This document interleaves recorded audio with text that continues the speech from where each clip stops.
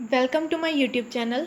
आज इस लेक्चर में हम फिजियोकेमिकल प्रॉपर्टीज़ ऑफ मिल्क के बारे में डिटेल में स्टडी करेंगे।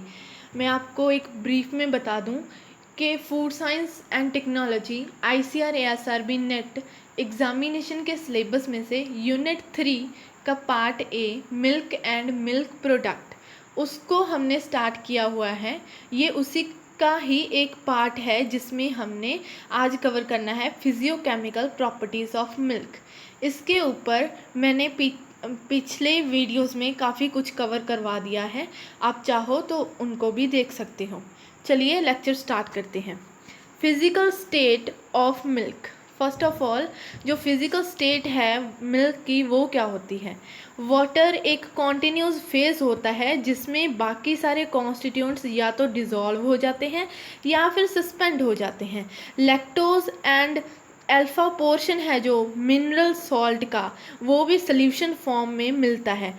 प्रोटीन एंड बाकी जो मिनरल्स हैं वो क्लाइडल सस्पेंशन में प्रेजेंट होते हैं।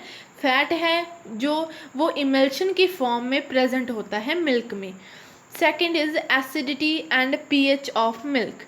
जो फ्रेशली ड्रॉन मिल्क होता है उस वो एम्फोट्रिक इन नेचर होता है। ठीक है, एसिडिटी पढ़ रहे हैं हम। जो फ्रेशली ड्रॉन मिल्क होता है वो एम्फोट्रिक इन नेचर होता है, जो कि लिटमस को, जो कि रेड लिटमस को ब्लू एंड ब्लू लिटमस को रेड कर देता है। एंड जो कि सर्टन एसिडिटी शो करता है जिसे हम डिटरमाइन करते हैं टाइट्रेशन करके with an alkali sodium hydroxide in the presence of indicator phenolphthalein. जो ये एसिडिटी आएगी उसे हम टाइट्रेबल एसिडिटी बोलते हैं। इसको हम डिटरमाइन करते हैं टाइट्रेशन करके, जिसे हम नेचुरल एंड अपेरेंट एसिडिटी भी बोलते हैं। ये जो नेचुरल एंड अपेरेंट एसिडिटी होती है ये कॉज होती है by the presence of casein acid phosphate and citrus in milk. ठीक है, जो नेचुरल एसिडिटी होती है इंडिविजुअल मिल्क में वो वेरी करती रहती है कंसिडरेबली, डिपेंड करता है स्पीशीज़ पे, एनिमल की स्पीशीज़ पे, ब्रीड पे, इंडिविजुअलिटी पे, स्टेज क्या है लैक्टेशन की, एंड उसकी फिजियोलॉजिकल कंडीशंस क्या है अडर की। ठीक है, बट द जो नेचुरल एसिडिटी होती है फ्रेश एंड हर्ड मिल्क की वो यूनिफॉर्म होती है, ज़्यादा यूनिफॉर्म होती है। The higher the solid not fat content in milk, जितना ज़्यादा सॉलिड नॉट फैट कंटेंट होगा मिल्क में उतनी ज़्यादा नेचुरल एसिडिटी होगी, एंड वाइस वर्सा। जो टाइट्रेबल एसिडिटी है काउ मिल्क की वो वेरी करती रहती है 0.13 से लेके 0.14%, एंड जो बफेलो मिल्क की एसिडिटी है वो 0.14 से लेके 0.15 तक वेरी करती है। जो डिवेल्प्ड और रियल एसिडिटी होती है वो लैक्टिक एसिड प्रेजेंट होने की वजह से होती है। लैक्टिक एसिड कैसे आ जाता है, जब बैक्टीरियल एक्शन हो जाता है लैक्टोज पे मिल्क में, तभी लैक्टिक एसिड प्रोड्यूस होता है, जिसके कारण डिवेल्प्ड और रियल एसिडिटी है जो प्रोड्यूस होती है। जो टाइट्रेबल एसिडिटी है स्टोर्ड मिल्क की वो इक्वल होती है sum of the natural acidity and develop acidity. जो टाइट्रेबल एसिडिटी है वो usually percentage of lactic acid पे एक्सप्रेस की जाती है। Next is the pH। जो फिजियोकेमिकल प्रॉपर्टीज़ है मिल्क की उसमें नेक्स्ट आती है जी pH। जो pH है नॉर्मल फ्रेश स्वीट मिल्क की वो वेरी करती है 6.4 से लेके 6.6। ठीक है, जो काउ मिल्क होता है वो 6.7 and for buffalo milk 6.8। Higher pH values of fresh milk indicate under infection. अगर pH वैल्यू हायर हो फ्रेश मिल्क की तो हम ये कह सकते हैं जो आपका एनिमल है उसके अडर में कोई इन्फेक्शन है लोअर वॉल्व में, या फिर कोई बैक्टीरियल एक्शन के कारण pH है जो फ्लक्चुएट हुई है। ठीक है, जो एसिडिटी ऑफ एंड pH है फ्रेश मिल्क की वो वेरी करती है स्पीशीज से, ब्रीड से, individuality and stage of lactation and health of the animal से। नेक्स्ट कॉन्स्टिट्यूएंट है, नेक्स्ट प्रॉपर्टी है फिजियोकेमिकल प्रॉपर्टी मिल्क की डेंसिटी एंड स्पेसिफिक ग्रेविटी। ठीक है। जो डेंसिटी है किसी भी सब्सटेंस की वो मास पर यूनिट वॉल्यूम होती है, एंड जो स्पेसिफिक ग्रेविटी होती है वो रेशियो होती है density of the substance to the density of standard substance. ठीक है। जो डेंसिटी है सब्सटेंस की वो वेरी करती है टेम्परेचर के साथ, तो ये नेसेसरी होता है स्पेसिफाई करना टेम्परेचर जब हम रिपोर्ट करते हैं डेंसिटी और स्पेसिफिक ग्रेविटी। जो स्पेसिफिक ग्रेविटी है किसी भी सब्सटेंस की जब वाटर 4 डिग्री सेल्सियस पे हो तो वो स्पेसिफिक ग्रेविटी इक्वल होती है to the density of that substance in the metric system. ठीक है। तो जो स्पेसिफिक ग्रेविटी है मिल्क की उसे हम 60 डिग्री फ़ारेनहाइट होती है। जो डेंसिटी एंड स्पेसिफिक ग्रेविटी है उसे हम डिटरमाइन करते हैं या तो weight of the known volume लेके और the volume of the known weight. The weight of the जो नोन वॉल्यूम है उसे डिटरमाइन किया जाता है either by pycnometer and the hydrostatic balance, while जो volume of the known weight है उसे हम डिटरमाइन करते हैं बाय यूजिंग लैक्टोमीटर। लैक्टोमीटर एक स्केल होता है जो कि calibrated not in the terms of volume but as a function of either density or specific gravity। ठीक है। कॉमन टाइप ऑफ लैक्टोमीटर जो यूज़ किए जाते हैं वो झील। ठीक है।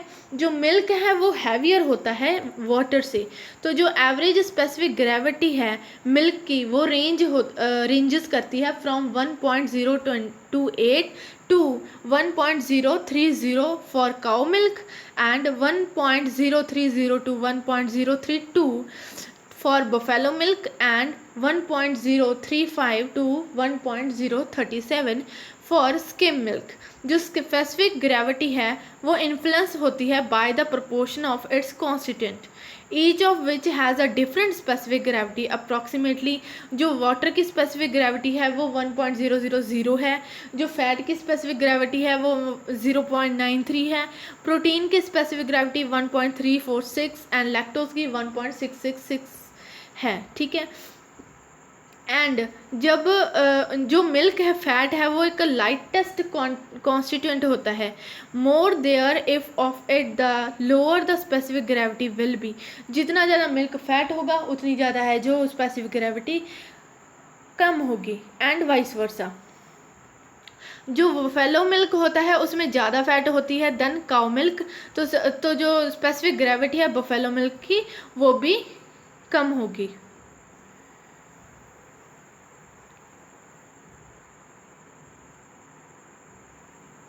Next is a freezing point of milk. Milk जो है वो फ्रीज करता है डिफरेंट टेम्परेचर्स पे slightly lower than water due to, क्योंकि इसमें सॉलेबल कॉन्स्टिट्यूएंट्स प्रेजेंट होते हैं जैसे कि लैक्टोज, सॉलेबल सॉल्ट, जो कि लो कर देते हैं एंड डिप्रेस कर देते हैं फ्रीजिंग पॉइंट को।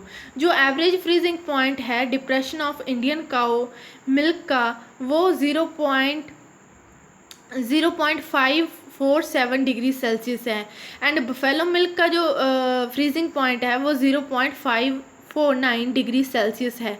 मोस्ट बल्क मिल्क सैंपल्स हैं जो फ्रीजिंग पॉइंट डिप्रेशन होता है उनका 0.530 degree Celsius. A freezing point depression lower होता है than this value indicated added water. Mastitis milk show a normal freezing point. The freezing point test of the milk is highly sensitive one and even up to 3% of watering can be added. जो freezing point है वो normal milk का वो constant होता है, and वो हमें mainly ये बताता है कि मिल्क में वाटर की एडिशन है या नहीं है। Souring result at the lower the freezing point due to the increase in amount of soluble molecule. Hence the freezing point should be determined on unsourced sample for greatest accuracy.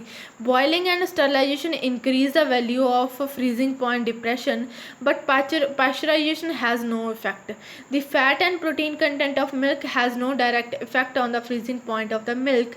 The drawbacks of freezing point test are: it does not detect the addition of skim milk or removal of fat from the milk sample, and watered milk which has subsequently sourced may pass the test.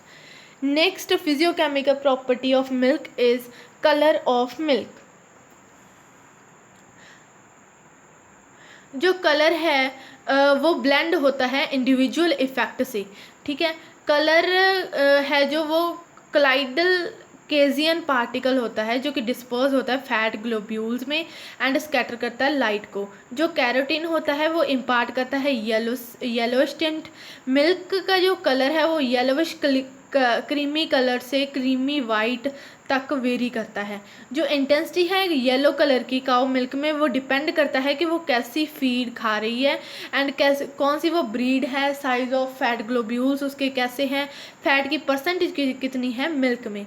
कुछ breeds हैं जो cow की वो impart करती हैं deeper colour tend to their milk than others and जितनी ज़्यादा green feed वो खाती हैं उतना ज़्यादा जो येलो मिल्क है काउ का वो होता है, ठीक है। लार्जर द फैट ग्लोब्यूल्स, जितने ज़्यादा फैट के ग्लोब्यूल्स है लार्ज होंगे उतनी ज़्यादा फैट की परसेंटेज है जो हाई होगी मिल्क में।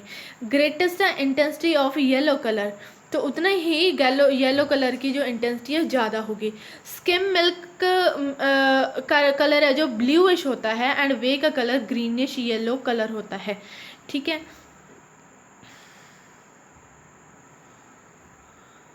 Next is the flavour smell and order दोनों को मिला के फ्लेवर बनता है। जो फ्लेवर है मिल्क का वो ब्लेंड होता है sweet taste of lactose and salty taste of mineral से, जो कि डैम्ड डाउन होते हैं बाय प्रोटीन। जो phospholipids fatty acid and fat of milk हैं वो भी कंट्रीब्यूट करते हैं फ्लेवर में। चेंजेस है जो फ्लेवर में ऑफ द मिल्क में वो क्यों होते हैं, feed season, stage of lactation of milk animal, condition of udder, sanitation and milking conditions, इन सब से जो फ्लेवर है ऑफ मिल्क में चेंजेस आते हैं।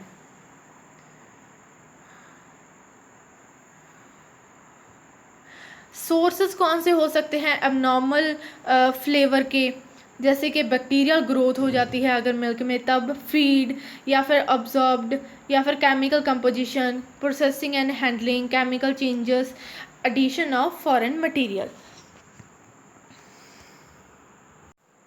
तो इस लेक्चर में हमने कवर किया फिजियोकेमिकल प्रॉपर्टीज़ ऑफ मिल्क, जिसमें हमने पहले एसिडिटी, फिर पीएच, फिर डेंसिटी एंड स्पेसिफिक ग्रेविटी, इसके बाद freezing point, colour, flavour and other physicochemical properties of milk को कवर किया। होप आपको अच्छे से समझ आया होगा। Thank you for watching, have a nice day.